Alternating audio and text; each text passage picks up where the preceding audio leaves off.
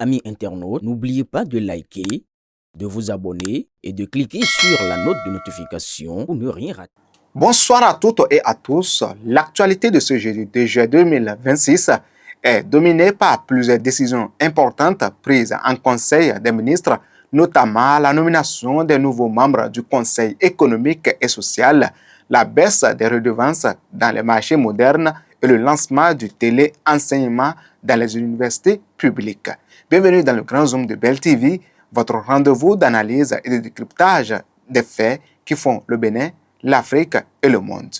Au sommaire de cette édition, marché moderne baisse des redevances pour soulager les commerçants. Santé, le Bénin modernise ses hôpitaux avec des équipements de dernière génération. AES, le Mali, le Burkina Faso et le Niger officialisent leur retrait de la CPI. En Afrique du Sud, plus de 900 personnes interpellées après des violences xénophobes. Place maintenant au développement de ces titres dans le Grand Zoom. Conseil économique et social, le gouvernement nomme les nouveaux membres. Le Conseil économique et social, CES, entre dans une nouvelle phase de son fonctionnement avec la nomination de ses membres.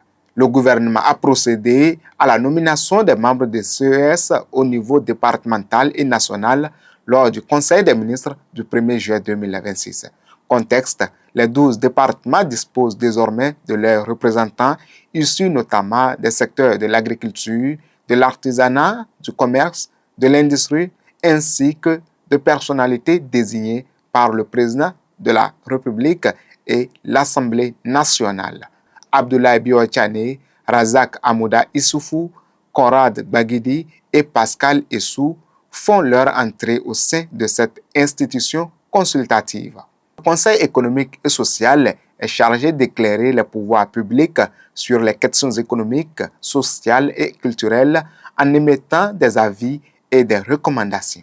Ces nouvelles nominations doivent permettre au Conseil économique et social de jouer pleinement son rôle dans l'accompagnement des politiques publiques et du développement national. Marché moderne, le gouvernement réduit les redevances pour les commerçants. Le gouvernement répond à une forte attente des acteurs du commerce en réduisant les redevances mensuelles dans les marchés modernes. Le Conseil des ministres a autorisé la baisse des redevances mensuelles appliquées dans plusieurs marchés modernes, notamment Tokpa Yoyo, Tokpa Daho, ainsi que plusieurs marchés urbains et régionaux. Cette décision intervient après les nombreuses doléances exprimées par les commerçantes et commerçants qui peinaient à supporter les charges. Le président Romuald Wadani a indiqué avoir pris cet engagement durant la campagne électorale.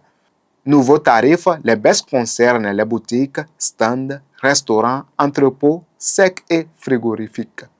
L'État augmentera également ses subventions afin d'assurer l'entretien des infrastructures sans pénaliser les exploitants. Le gouvernement entend favoriser une meilleure occupation des marchés modernes, soutenir les petits commerçants et renforcer la modernisation du commerce béninois. Éducation, dans cette session d'information, le Bénin lance le téléenseignement dans les universités publiques. Le numérique s'invite davantage dans l'enseignement supérieur avec le lancement du téléenseignement. Le gouvernement a autorisé la mise en œuvre du projet national de téléenseignement dans les universités publiques à partir de la rentrée académique 2026-2027. Le dispositif sera déployé à l'université d'Abomey-Calavi, à l'université de Parakou, à l'UNSTIM, à l'Université nationale d'agriculture UNA.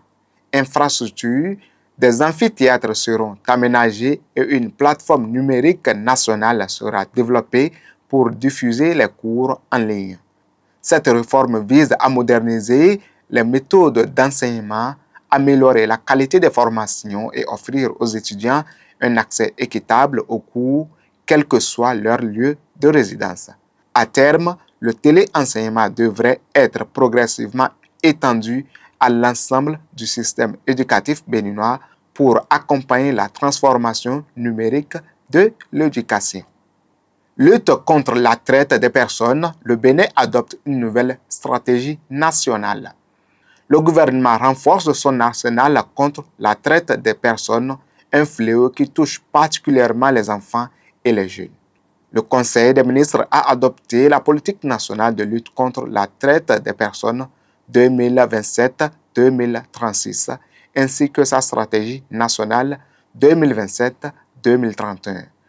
Ces nouveaux documents viennent compléter le dispositif juridique existant, loi de 2006, afin de mieux coordonner les actions de prévention, de protection des victimes et de répression des auteurs. En jeu, le gouvernement entend renforcer les mécanismes de prévention, sensibilisation des populations, améliorer la prise en charge des victimes, hébergement, réinsertion, consolider le cadre juridique et développer les partenariats entre les différents acteurs engagés. À l'horizon 2036, les autorités ambitionnent de faire du Bénin un pays où toutes les formes de traite des personnes sont efficacement combattues. Volet santé, dans cette session d'information, le Bénin modernise ses hôpitaux avec des équipements de dernière génération.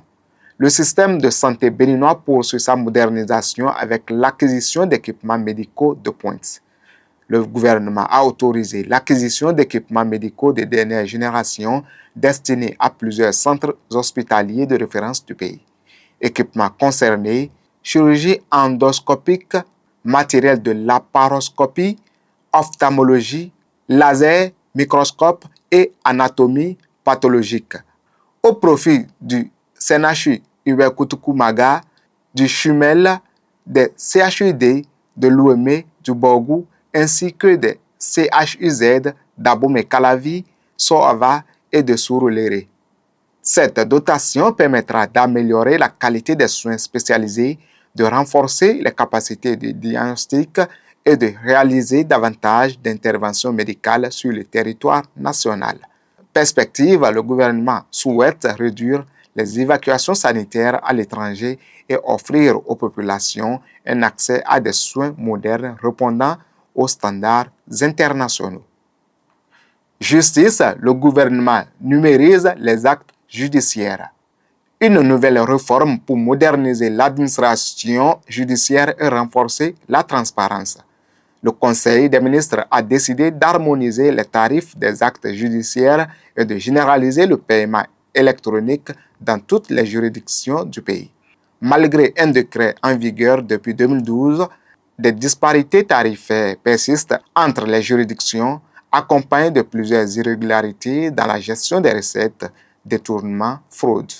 La réforme vise à renforcer la transparence, sécuriser les recettes publiques, limiter les risques de détournement de fonds et simplifier les démarches des usagers, paiement en ligne, réduction des files d'attente. Perspective, avec la numérisation des actes et le paiement électronique, le gouvernement entend moderniser durablement les services judiciaires. Quittons le Bénin pour le Ghana. Plus de 6 000 candidats aux forces de sécurité testés positifs à la drogue.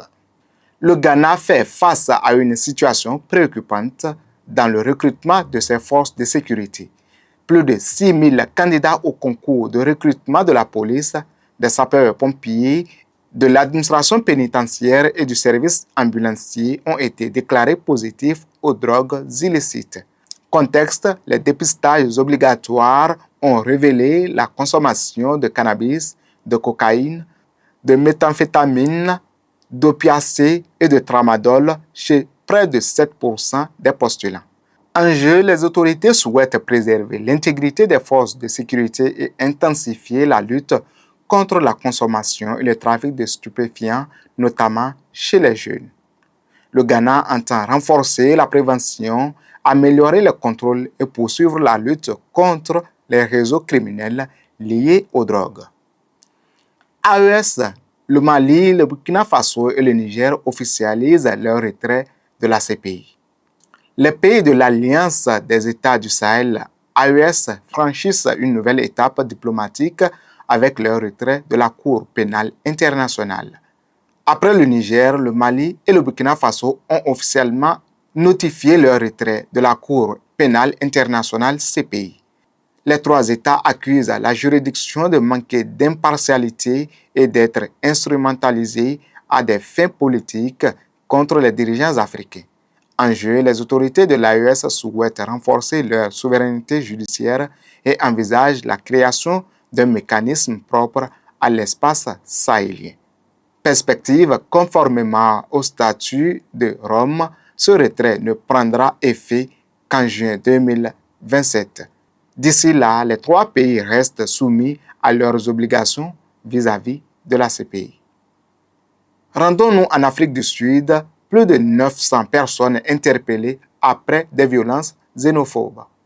Les autorités sud-africaines dressent un premier bilan des violences xénophobes survenues ces derniers mois.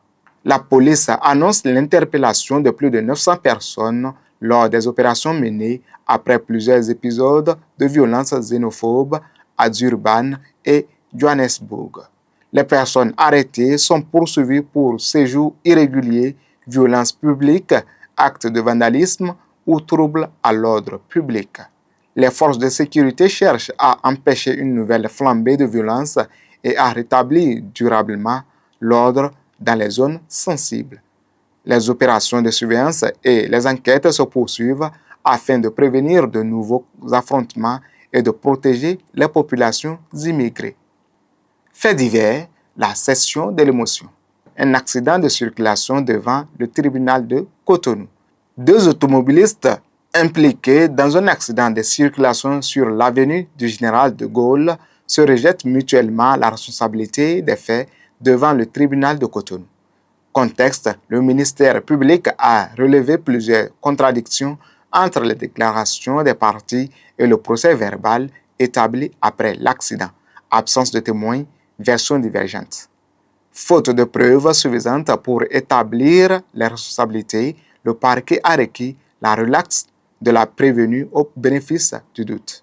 Le tribunal rendra son délibéré le 21 octobre 2026. Ainsi s'achève cette édition du Grand Zoom de Bell TV.